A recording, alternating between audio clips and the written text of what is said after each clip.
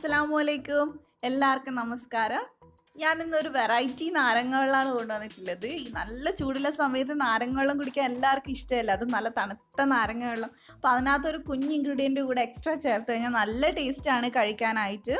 അപ്പോൾ ഇത് നല്ലൊരു റെസിപ്പിയാണ്. എനിക്ക് ഫേസ്ബുക്കിൽ നിന്നാണ് ഇതിൻ്റെ വേറൊരു രൂപം കിട്ടിയത്. അപ്പോൾ അതിൽ കുറച്ച് ചേഞ്ചസ് വരുത്തി ഞാൻ ഉണ്ടാക്കി നോക്കി. നല്ല ടേസ്റ്റാണ്.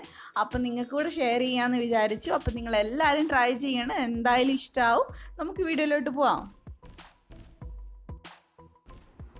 അതിനുവേണ്ടി ഞാനിവിടെ 2 നാരങ്ങ തൊലി കളഞ്ഞെടുത്തിട്ടുണ്ട്. തൊലി കളഞ്ഞെടുക്കുക. അതുപോലെ 3 ഏലക്കായ എടുത്തിട്ടുണ്ട്.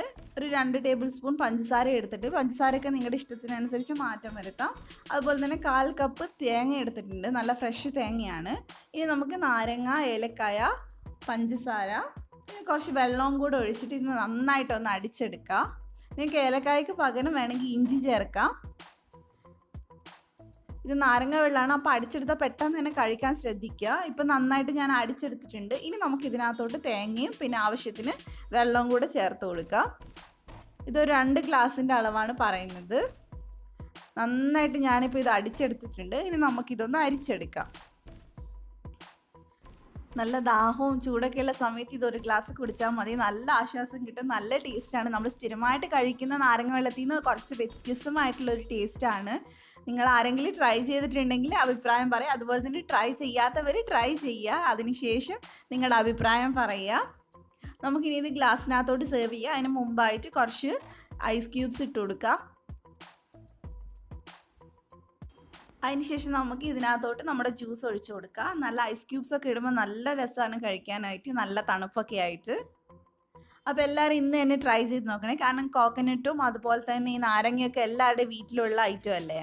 തേങ്ങയൊക്കെ എല്ലാവരുടെ വീട്ടിലും ഇല്ല. അപ്പോൾ എല്ലാവരും ട്രൈ ചെയ്ത് നോക്കുക. അപ്പോൾ നിങ്ങൾക്ക് എൻ്റെ വീഡിയോ ഇഷ്ടപ്പെട്ടിട്ടുണ്ടാകുമെന്ന് വിചാരിക്കുന്നു. ഇഷ്ടപ്പെട്ടിട്ടുണ്ടെങ്കിൽ ലൈക്ക് ചെയ്യാൻ മറക്കരുത്. അതുപോലെ തന്നെ ഫ്രണ്ട്സിനൊക്കെ ഷെയർ ചെയ്യുക. പിന്നെ ധ്യാൻസ് കണ്ണൂർ കിച്ചൻ നിങ്ങൾ ആദ്യമായിട്ടാണ് കാണുന്നതെങ്കിൽ ഈ വീഡിയോൻ്റെ തൊട്ട് താഴെ സബ്സ്ക്രൈബ് എന്നുള്ള ഒരു റെഡ് ബട്ടൺ കാണും. അതൊന്ന് ക്ലിക്ക് ചെയ്യുക. അത് ക്ലിക്ക് ചെയ്യുമ്പോൾ തൊട്ടടുത്ത് തന്നെ ഒരു ബെല്ലിൻ്റെ പടവും കൂടെ വരും. അതുപോലെ നിങ്ങൾ എൻ്റെ റെസിപ്പീസൊക്കെ ട്രൈ ചെയ്യുന്നുണ്ടെന്ന് എനിക്കറിയാം. അപ്പോൾ നിങ്ങളതൊക്കെ ഫോട്ടോസ് എടുത്ത് എനിക്കൊന്ന് അയച്ചു തരണം. എൻ്റെ മെയിൽ ഐ ഡി ഞാൻ താഴെ കൊടുത്തിട്ടുണ്ട്. അതിനകത്തോട്ട് മെയിൽ ചെയ്താൽ മതി. ഇനി അതല്ലെങ്കിൽ എൻ്റെ ഫേസ്ബുക്ക് പേജും ഗ്രൂപ്പും ഒക്കെ ഞാൻ ഡിസ്ക്രിപ്ഷനിൽ കൊടുത്തിട്ടുണ്ട്. നിങ്ങൾ പേജ് ലൈക്ക് ചെയ്യുക. അതുപോലെ തന്നെ ഗ്രൂപ്പിലേക്ക് നിങ്ങളുടെ ട്രൈ ചെയ്തിട്ടുള്ള ഫോട്ടോസ് അയക്കുക.